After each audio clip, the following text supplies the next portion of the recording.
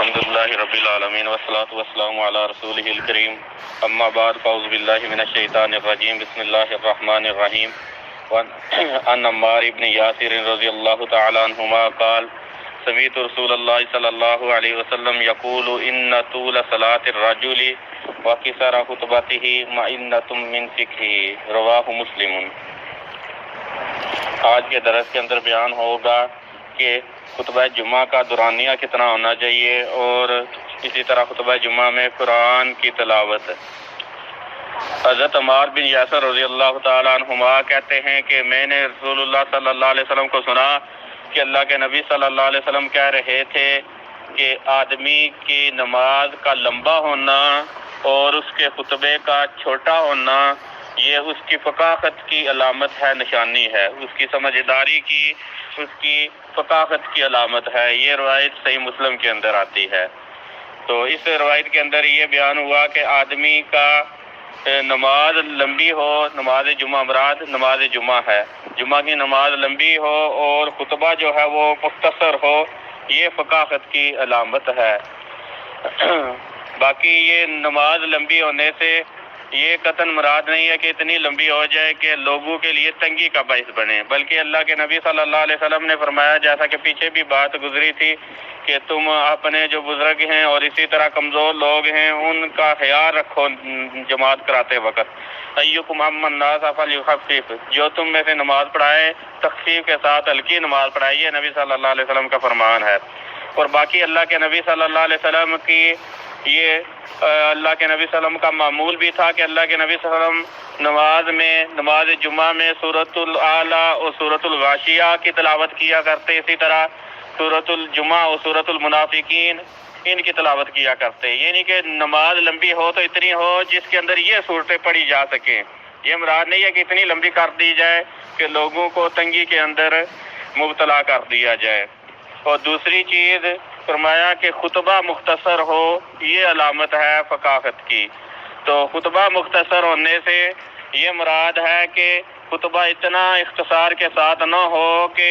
اس کا معنی مفہوم سمجھنے میں خلل پیدا ہو، اور نہ اتنا لمبا ہو کہ لوگوں کو تھکا دے، یعنی کہ درمیانی ہو، نہ لمبا ہو کہ لوگوں کو تھکا دے اور اسی طرح نہ اتنا مختصر ہو کہ لوگ جو ہیں وہ معنی مفہوم کو سمجھ نہ سکے کہا کیا گیا ہے۔ اور اسی طرح ایک دوسری حدیث کے اندر صحیح مسلم کی روایت کے اندر آتا ہے، حضرت جابر بن سمرہ رضی اللہ تعالیٰ عنہ روایت کے راوی ہیں، کہتے ہیں کنت اصلی مع رسول اللہ صلی اللہ علیہ وسلم فکان صلاته قصدا وخطبته قصدا، کہتے ہیں کہ میں نے نبی صلی اللہ علیہ وسلم کے ساتھ نماز پڑھی، آپ کی نماز بھی اعتدال کے ساتھ درمیانی ہوتی تھی اور آپ کا خطبہ بھی درمیانہ ہوتا تھا۔ تو اس سے یہ مراد ہے کہ خطبہ اختصار سے مراد ہے کہ درمیانہ قسم کا ہونا چاہیے۔ باقی اللہ کے نبی صلی اللہ علیہ وسلم آگے آ رہا ہے کہ خطبہ جمعہ میں سورۃ القاف جو ہے جس کی 45 آیات ہے، تقریباً سورۃ القاف 45 آیات ہیں، اس کی وہ تلاوت کیا کرتے تھے۔ تو اس سے یہی پتہ چلتا ہے کہ نہ اتنا مختصر ہو کہ لوگوں کو معنی نہ سمجھ لگے، بلکہ اتنا ہونا چاہیے جس کے اندر یہ سورۃ القاف وغیرہ کی تلاوت کی جا سکے، اتنا لمبا ہونا چاہیے، درمیانہ ہونا چاہیے۔ تو اس روایت کے اندر ایک چیز یہ معلوم ہوئی کہ نماز جمعہ جو ہے وہ عام نمازوں سے تھوڑی لمبی ہونی چاہیے خطبہ کی نسبت۔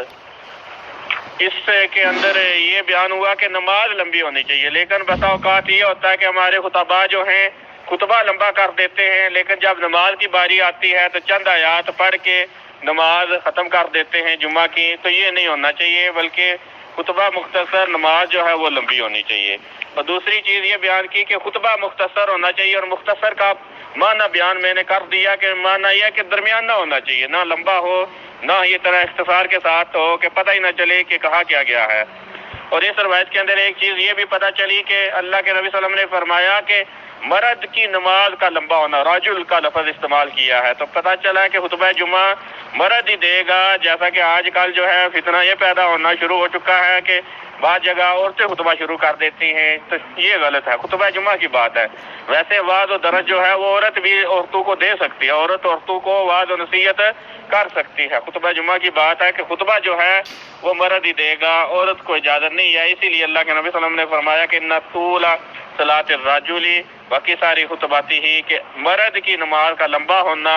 اور مرد کے خطبے کا مختصر ہونا یہ معنۃ من فقہ اس کی فقاہت کی علامت ہے۔ تو یہ چیزیں اس حدیث کے اندر ثابت ہوئی۔ اگلا ہمارا اس درس کا یہ تھا کہ خطبہ جمعہ میں قرآنی آیات کی تلاوت کرنا۔ اصل میں بعض اوقات یہ ہوتا ہے کہ ہمارے بعض خطبہ جو ہیں، اکثر جو صوفی ٹائپ خطبہ ہیں، وہ اپنے بزرگوں کے قصے بیان کرتے رہتے ہیں، اپنے صوفی کے اپنے پیر کا قصہ تو بیان کرتے رہیں گے، پورے خطبے کے اندر نہ قرآن کی کوئی آیت تلاوت کرتے ہیں اور نہ ہی اسی طرح نبی صلی اللہ علیہ وسلم کا کوئی فرمان جو ہے وہ لوگوں کو پڑھ کے سناتے ہیں، سارے اپنے قصے بزرگوں کے سنا دیتے ہیں، لیکن لوگوں کو ان چیزوں سے محروم رکھتے ہیں۔ حالانکہ اللہ کے نبی صلی اللہ علیہ وسلم کا یہ معمول تھا کہ اللہ کے نبی صلی اللہ علیہ وسلم خطبہ جمعہ میں قرآنی آیات کی تلاوت کیا کرتے تھے، لوگوں کو قرآنی آیات کے ساتھ وعظ و نصیحت کیا کرتے تھے۔ جابر بن سمورہ رضی اللہ تعالیٰ عنہ ہی روایت کے راوی ہیں، صحیح مسلم کی روایت ہے، کہتے ہیں کانت للنبی صلی اللہ علیہ وسلم خطبتان، اللہ کے نبی صلی اللہ علیہ وسلم کے 2 خطبے ہوا کرتے تھے جمعے کے، یجلس بینہما، اللہ کے نبی صلی اللہ علیہ وسلم دونوں کے درمیان میں بیٹھتے تھوڑی دیر کے لیے، یقرأ القرآن ویذکر الناس، کہتے ہیں کہ قرآن کی تلاوت کرتے اللہ کے نبی صلی اللہ علیہ وسلم، اور اسی طرح اللہ کے نبی صلی اللہ علیہ وسلم لوگوں کو وعظ و نصیحت کیا کرتے تھے، یعنی کہ دونوں خطبوں میں وعظ و نصیحت کیا کرتے تھے۔ اور اللہ کے نبی صلی اللہ علیہ وسلم اتنے اہتمام کے ساتھ قرآن کی تلاوت کرتے تھے، بعض صحابہ کہتے ہیں کہ ہم بعض آیات کو یاد بھی خطبہ جمعہ میں اللہ کے نبی صلی اللہ علیہ وسلم کے بار بار پڑھنے کی وجہ سے یاد کر لیتے تھے۔ مثلا ہشام بنت حارثہ بن نعمان رضی اللہ تعالی عنہما کہتی ہیں کہ میں نے جو سورۃ القاف والقرآن المجید ہے یہ نبی صلی اللہ علیہ وسلم کی زبان سے یاد کی ہے، اللہ کے نبی صلی اللہ علیہ وسلم اس کو ہر جمعے میں ممبر پر پڑھا کرتے تھے جب لوگوں سے خطاب فرماتے۔ صحیح روایت ہے مسلم کی کہ یہ کہتی ہیں کہ میں نے اللہ کے نبی صلی اللہ علیہ وسلم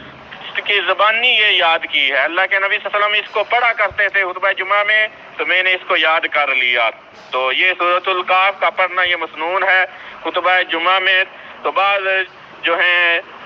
شارحین انہوں نے لکھا ہے اللہ کے نبی صلی اللہ علیہ وسلم ہو سکتا ہے کہ چند آیات ایک خطبہ میں، چند دوسرے خطبہ میں، چند تیسرے خطبے میں، یعنی کہ تقسیم کر کے پڑھا کرتے تھے، اسی لیے یہ ہشام بنت حارثہ بن نعمان کہتی ہیں کہ میں نے یاد کر لی، یعنی کہ ایک خطبے میں 2-4 آیات جو پڑھی اس عورت نے وہ یاد کر لی، اگلے خطبے میں جو پڑھی وہ یاد کر لی۔ بعض کہتے نہیں، اللہ کے نبی صلی اللہ علیہ وسلم ایک ہی خطبہ میں یہ ساری صورت پڑھتے تھے، جس سے پتہ چلتا ہے کہ اللہ کے نبی صلی اللہ علیہ وسلم کا خطبہ اتنا مختصر نہیں ہوتا تھا کہ سمجھ ہی نہ لگے، بلکہ یہ سورۃ القاف مشتمل ہوتی تھی خطبہ جمعہ میں۔ تو سورۃ القاف جو ہے یہ 45 آیات ہے تقریباً اس کی۔ تو اللہ کے نبی صلی اللہ علیہ وسلم کا یہ معمول تھا کہ قرآنی آیات جو ہیں، قرآنی صورتیں وہ تلاوت کیا کرتے تھے، اور اللہ کے نبی صلی اللہ علیہ وسلم نے یہ جو سورۃ القاف کا انتخاب کیا، یہ جو پڑھا کرتے تھے، اس کے کئی اسباب ہیں۔ اللہ کے نبی صلی اللہ علیہ وسلم نے یہ صورت اس لیے منتخب کی،